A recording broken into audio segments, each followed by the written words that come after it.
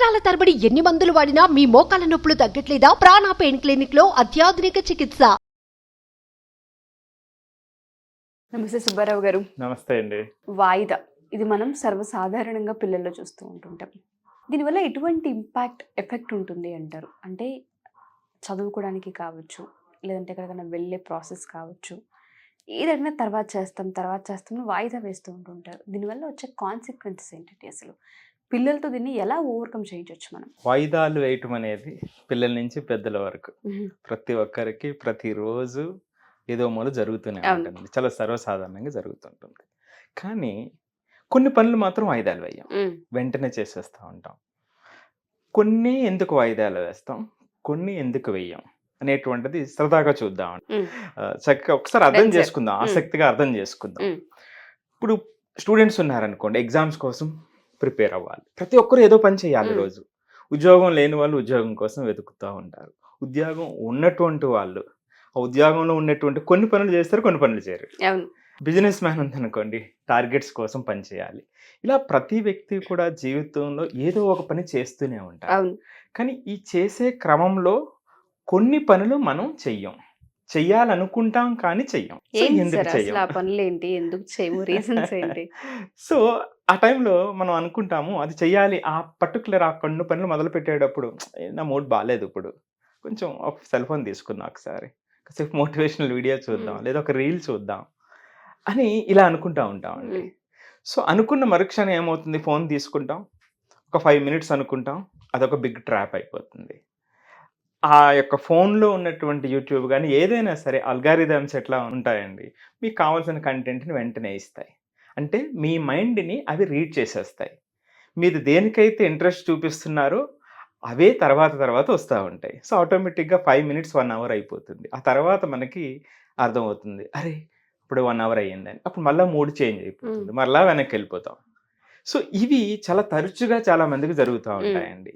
So ఇది ఎందుకు జరుగుతుంది, ఇది ఎందుకు జరుగుతుందని చూసేటప్పుడు మనం ఒక 3 అబ్జర్వేషన్లు చూద్దామండి. మొట్టమొదటి అబ్జర్వేషన్, పిల్లలు అయితే టార్గెట్ పెట్టుకుంటారు కానీ మొదలవ్వదు. కొంతమంది అయితే జాబ్లో ఉన్న వాళ్ళు ప్రత్యేకించి ఈసారి నెక్స్ట్ ఇయర్కి ఈ కోర్సెస్ అన్నీ చెయ్యాలి అనుకుంటారు కానీ జరగదు.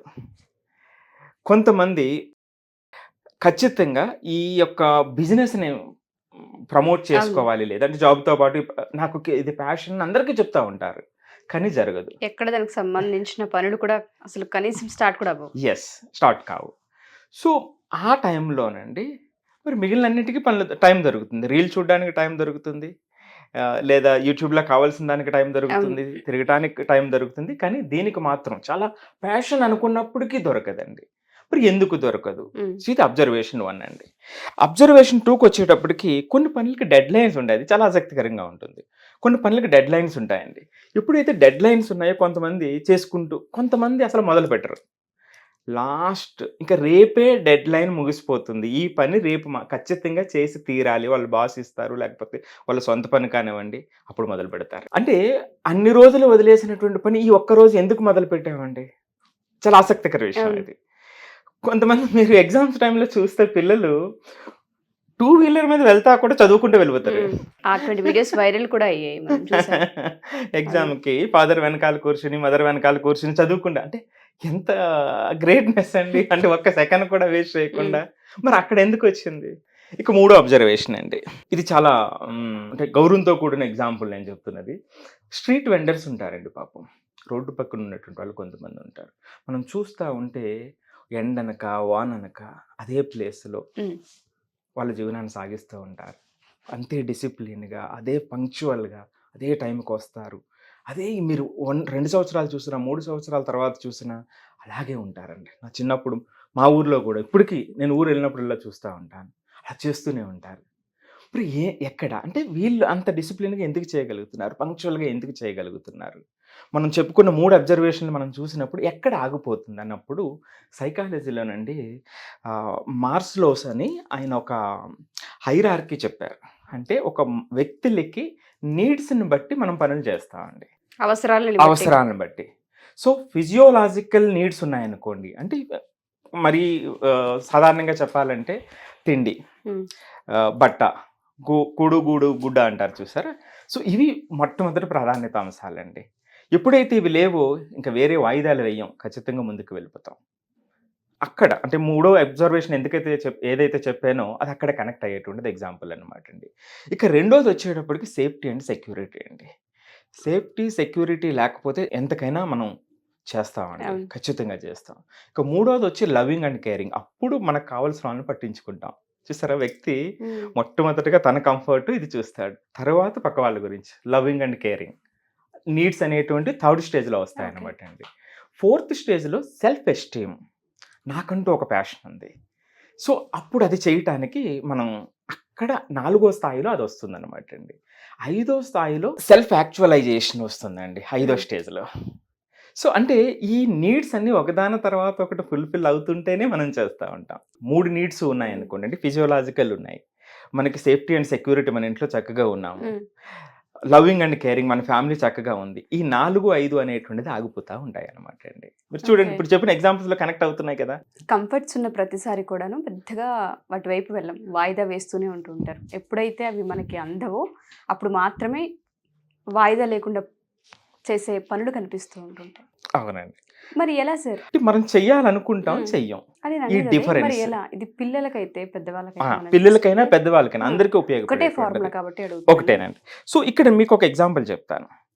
జనరల్గానే నేను ఎప్పుడు కూడా ఒక్కొక్కసారి అంటే 10 సంవత్సరాల క్రితము ఎగ్జామ్స్ పెడుతున్నప్పుడు అరే వీళ్ళు ఇంకా మోటివేట్ చేయాలి అని రివార్డ్స్ అనౌన్స్ చేసేటువంటి వాళ్ళు. ఒక రివార్డ్ ఇద్దాము అని రివార్డ్ ఇవ్వటం మొదలు పెడతాం, ఇంకా అందరూ బాగా ఉత్సాహంగా చదువుతారు అని. అప్పుడు ఏమైందంటే అండి, ఒక 2-3 సార్లు అయిన తర్వాత ఇది ఎవరైతే ముందు వస్తున్నారో వాళ్ళే చదివేవారు.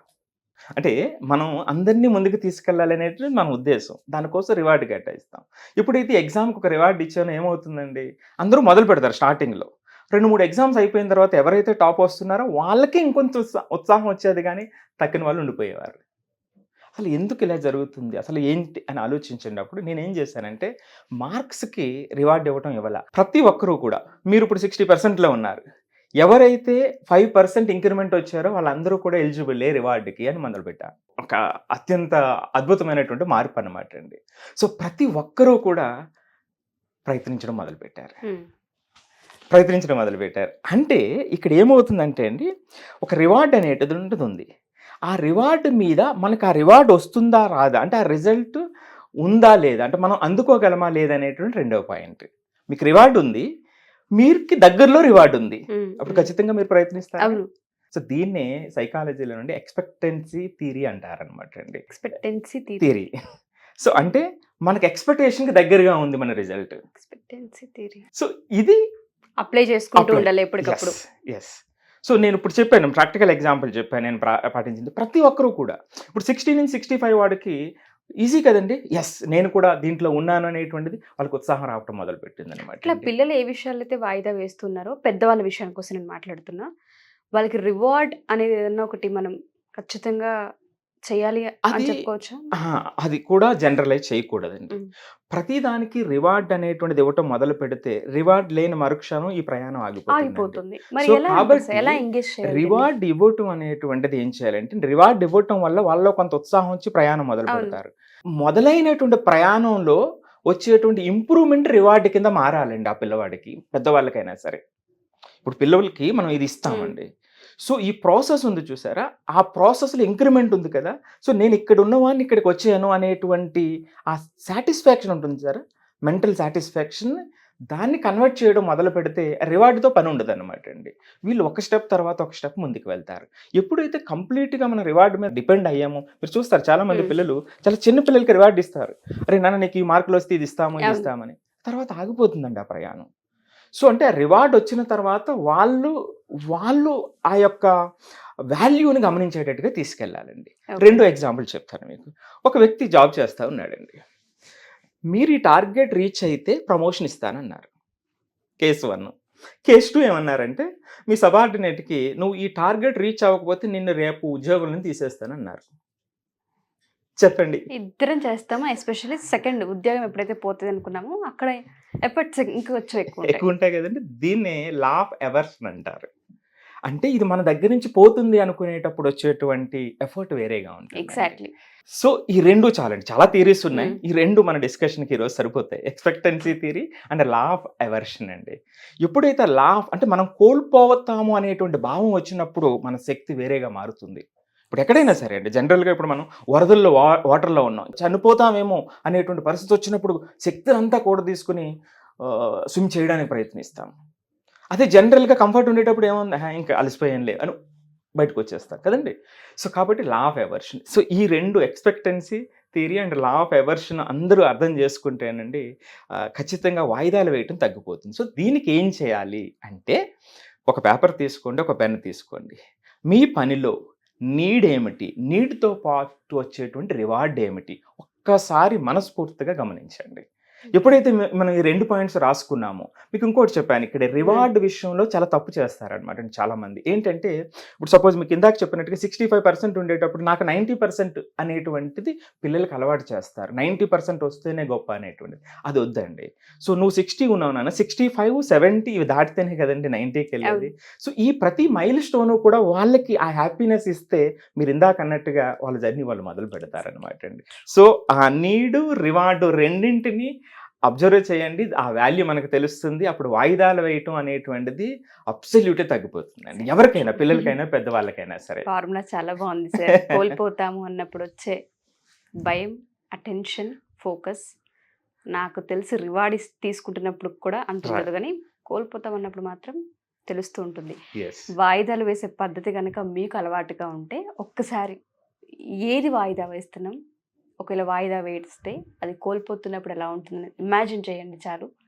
వాయిదా వేసే పద్ధతిని మానుకునే అవకాశం మీకు కనిపిస్తూ ఉంటుంది. Wonderful sir, thank you sir, thank you so much. Suman టీవీలో మీ పర్సనల్ అండ్ బిజినెస్ ప్రమోషన్స్ కోసం కింది నెంబర్కి కాంటాక్ట్ చేయండి.